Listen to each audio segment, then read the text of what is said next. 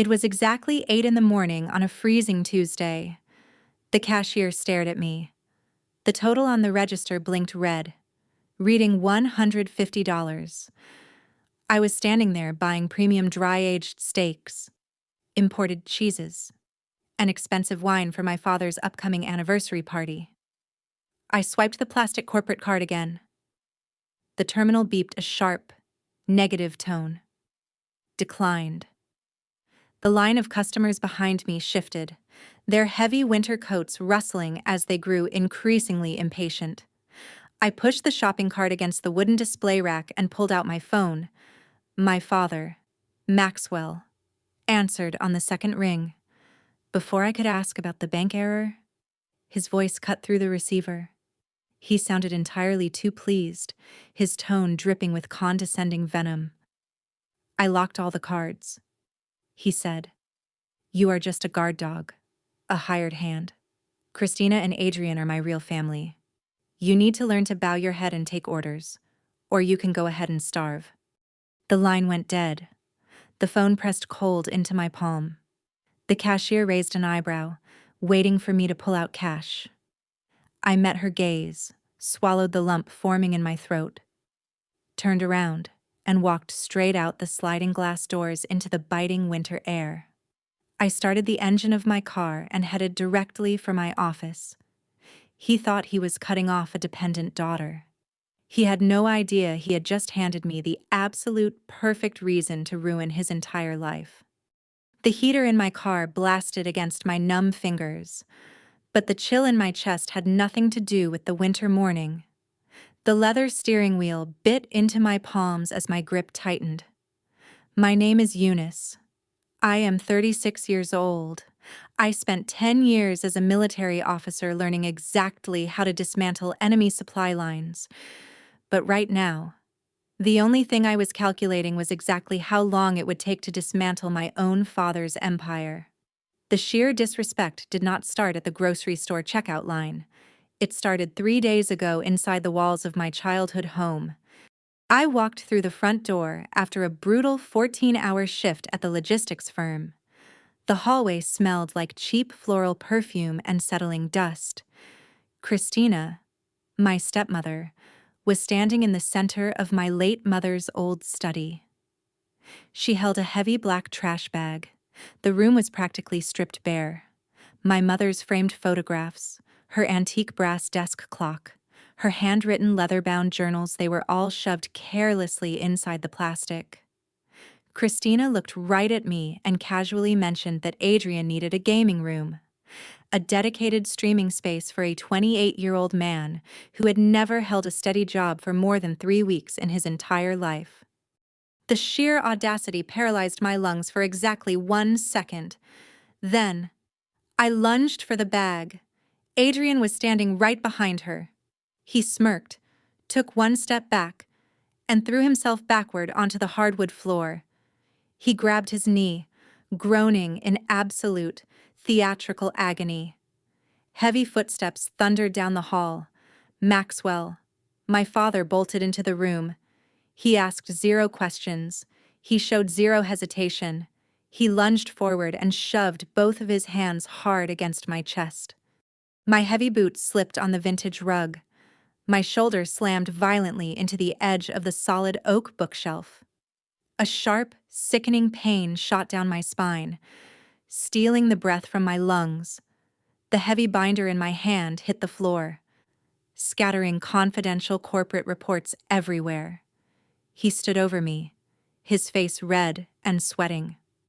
"What are you screaming about?" He spat, his voice echoing off the bare walls. "You think this house, this company belongs to you. You are completely useless.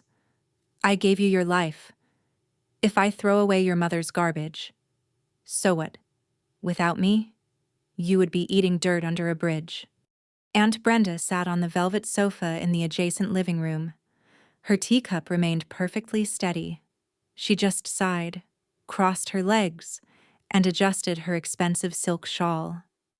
"Just endure it, Eunice," she murmured, taking a tiny, delicate sip. "Your father is angry. A daughter fighting back only hurts herself. Christina is just trying to make this a real family. Endure it. The words tasted like ash in my mouth. 5 years ago, I sat in a sterile, freezing hospital room listening to a heart monitor flatline. My mother was dead, while Maxwell was out playing 18 holes at the country club. I was signing over my mother's entire life insurance payout, over $3 million, to save his logistics company from total, catastrophic bankruptcy. I bought his survival with my blood and my grief. They broke me in that room 3 days ago. But as I shifted my car into drive outside the grocery store, my shoulder still aching from his violent shove, the pain vanished. They looked at me and saw a defeated, obedient daughter. They completely forgot who actually owned the vault holding their entire lives together. The leather of my office chair squeaked as I leaned back behind my desk. I refused to play the weeping victim. Digging through dusty file cabinets for old paper trails was a tactic for amateurs. I knew exactly what would annihilate them: their own bottomless, insatiable greed. Adrian and Christina were pathologically desperate for unearned wealth. I spent the entire evening setting up a blind shell company. I created a pristine, anonymous entity with a glossy digital footprint and a completely fabricated board of directors. Through a trusted third-party corporate broker, I floated a ghost pitch directly into Adrian's inbox. A massive commercial real estate bypass. Guaranteed returns. A fast track to millions for the visionary investor willing to move quickly. Adrian swallowed the hook immediately. He paraded the glossy printed prospectus around the house the very next morning like he was some Wall Street prodigy. Christina went straight to work on Maxwell. She cornered him in the hallway outside my bedroom. "Look at this incredible opportunity," she cooed, her hands smoothing his suit lapels. "Eunice just glares at us all day. She is jealous because Adrian has actual vision. You need to fund this. Maxwell. Give the boy a chance to expand our empire and prove his worth." She weaponized his raging ego perfectly. Maxwell puffed out his chest, completely enchanted by the idea of becoming a real estate mogul overnight, without putting in any actual work. He agreed to wire $5 million straight from the primary corporate reserve fund. There was just one massive roadblock waiting for him. I had already dropped an invisible steel cage over the accounts. Every single high-tier executive wire transfer was entirely frozen. The system required a specialized dual authorization. My digital signature was the final, unbreakable key. Less than 2 hours after the bank rejected his wire attempt, the heavy glass door of my office flew open. It slammed hard against the wall stopper, shaking the frosted glass panes. Maxwell marched in. His face was a terrifying shade of crimson. He planted both hands on my desk and leaned over me, his breath smelling of stale coffee and expensive cigars. "The system is locked," he barked. "The bank is blocking my transfer for Adrian's deal.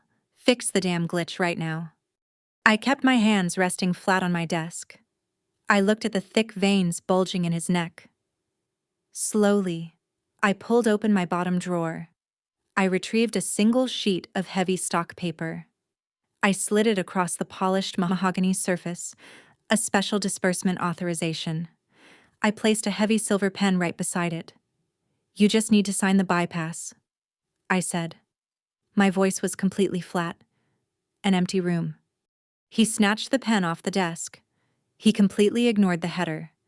He skipped right over the dense legal text filling the entire page. His arrogance entirely blinded him to the legal landmines buried deep inside paragraphs 4 and 7. He aggressively scrawled his signature across the bottom line, tossing the pen back at my keyboard. "Process it immediately," he sneered. He turned his back and marched out of the room. The heavy door clicked shut. Absolute silence fell over my office. I picked up the paper.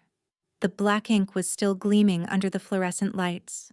5 years ago, during the massive corporate bailout. My mother's trust attorneys embedded a poison pill deep inside the corporate bylaws, the master trust covenants. By signing this specific override form to bypass my authority for a personal, unvetted investment, Maxwell legally surrendered his remaining 40% equity. He also handed me a signed, dated confession of attempted corporate embezzlement. He thought he was buying a gold mine for his golden child. Instead, he just handed me the deed to his entire life. It was barely noon.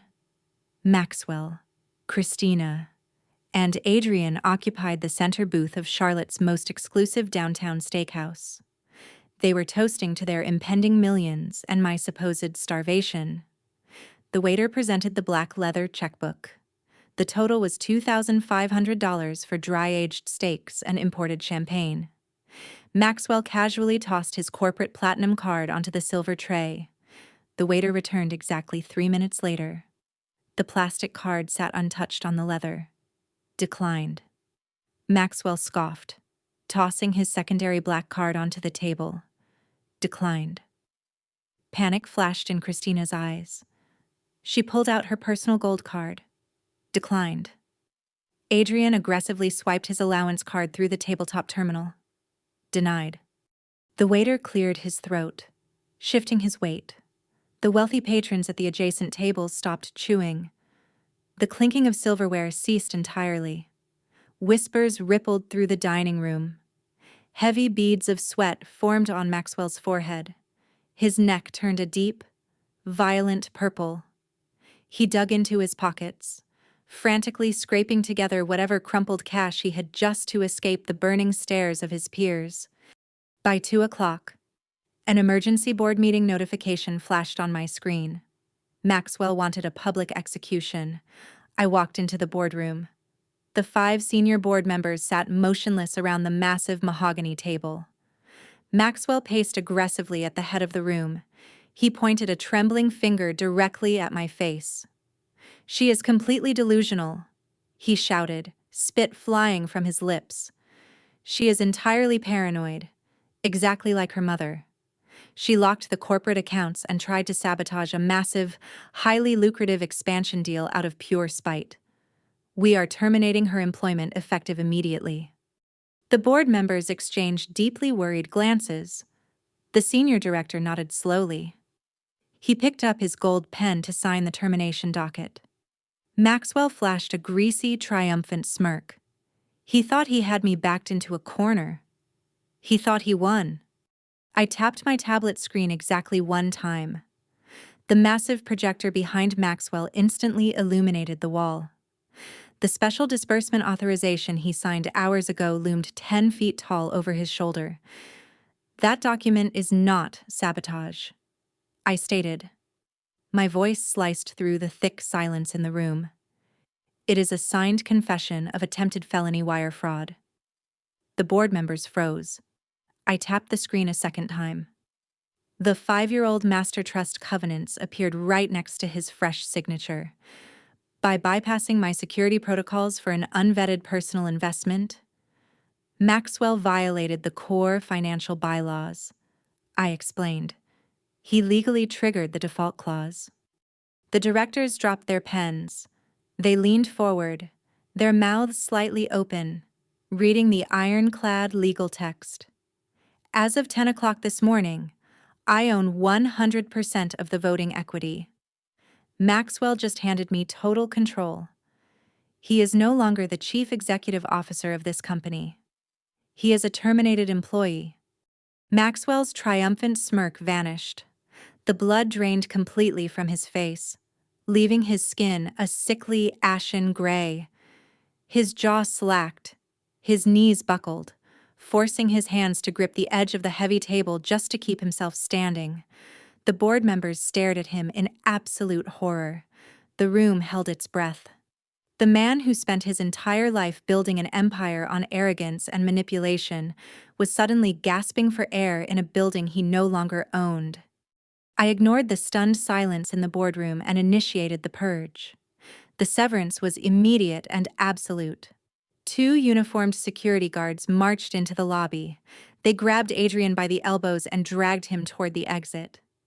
Tears streamed down his face, his sneakers squeaking across the polished marble floor as he scrambled desperately to grab his useless gaming headset.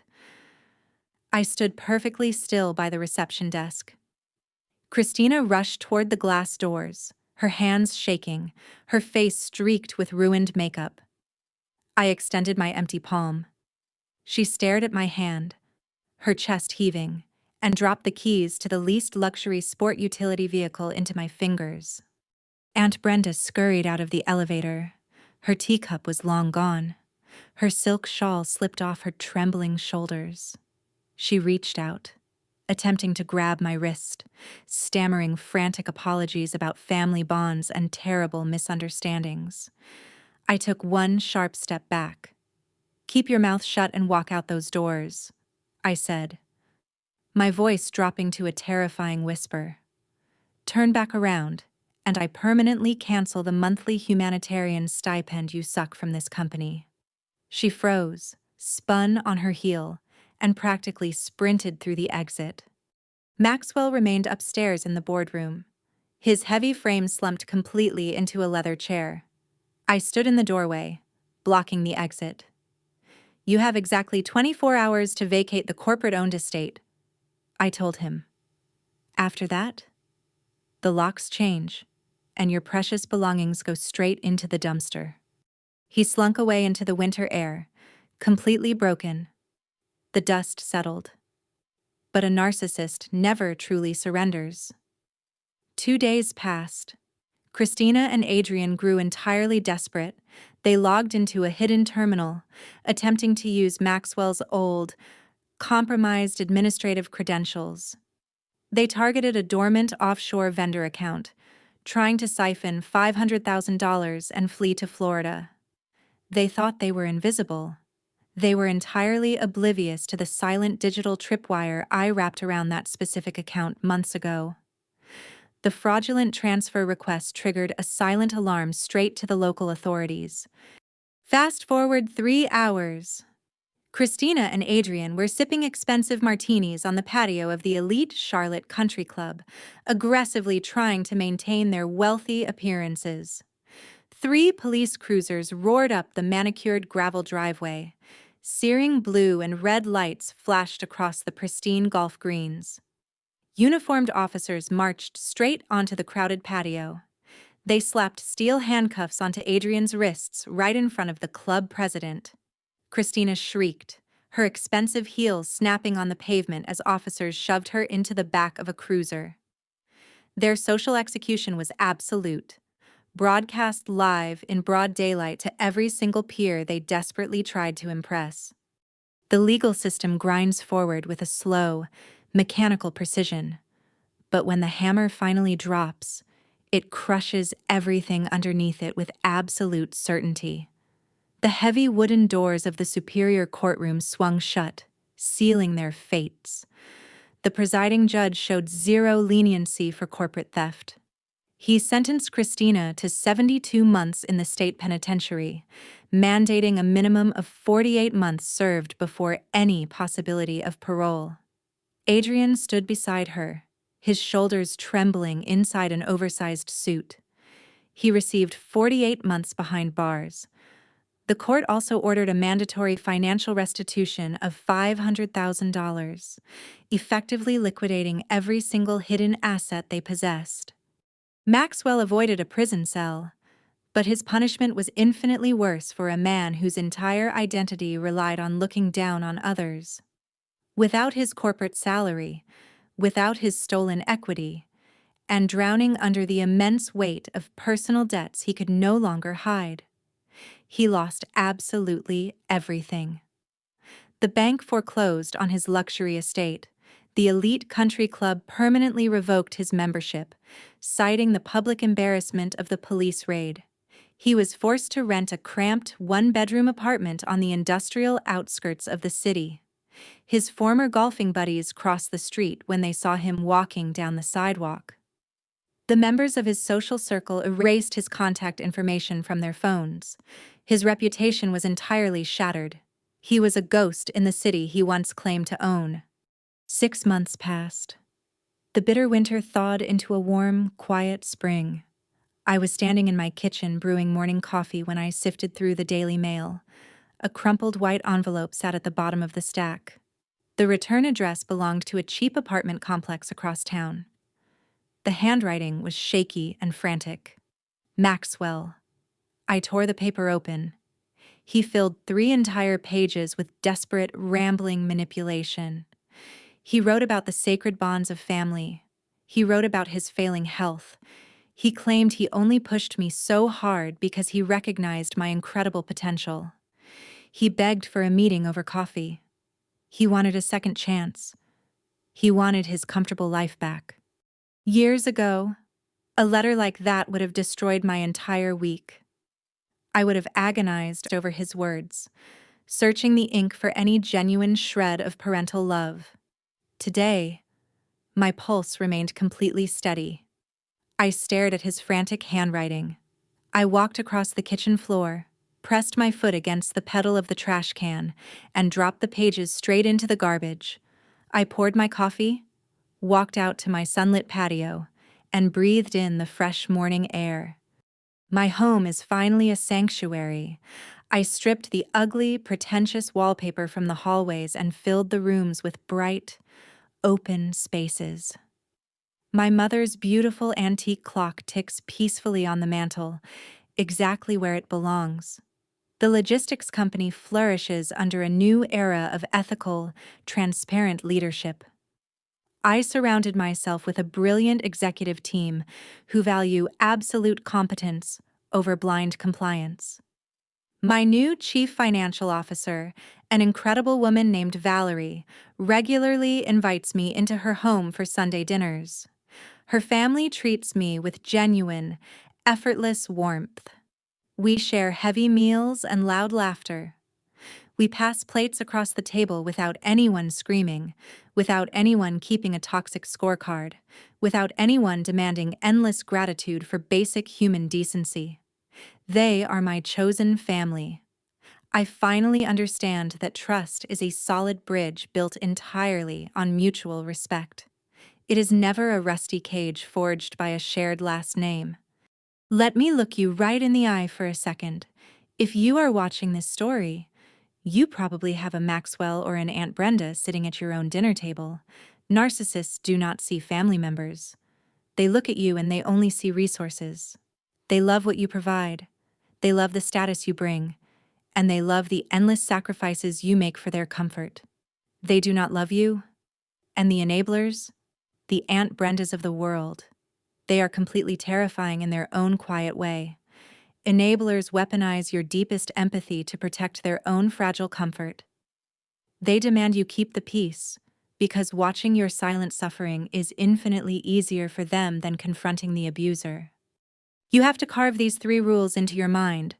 Rule number 1: blood is a biological fact, not a lifelong debt. You cannot buy genuine love from someone who fundamentally disrespects your existence. You can bleed yourself dry trying to make a toxic parent proud, and they will only complain that you ruined their rug. Rule number 2: silence is a loaded gun. Enduring abuse does not make you a noble saint. It makes you a permanent target. The exact moment you stop defending your personal boundaries is the exact moment they start erasing your identity. Rule number 3: true revenge is never screaming. It is strategy. You do not beat a narcissist by crying in a hallway or arguing over grocery bills. You beat them by coldly, legally, and financially removing their access to you. You beat them by outsmarting them in the dark and letting the absolute truth drag them into the brutal light of day. How many of you are sitting at a table right now, shrinking yourselves just so someone else can feel big? Who is the Aunt Brenda in your life telling you to endure the unendurable? Drop your story in the comments below. It is time to stop paying for their peace with your sanity. You are allowed to walk away. You deserve to be free.